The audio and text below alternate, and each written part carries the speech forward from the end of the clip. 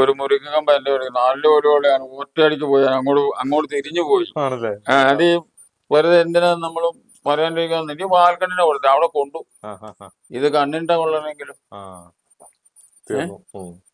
ഈ രത്നാകരന്റെ അടിക്കാൻ പോകുമ്പോള് അല്ല ഇത് പറയട്ടെ, ഇപ്പം അവിടെ നിന്നുള്ള ആ പോക്ക് ഒരു വല്ലപ്പോഴും മിണ്ടുള്ളൂ.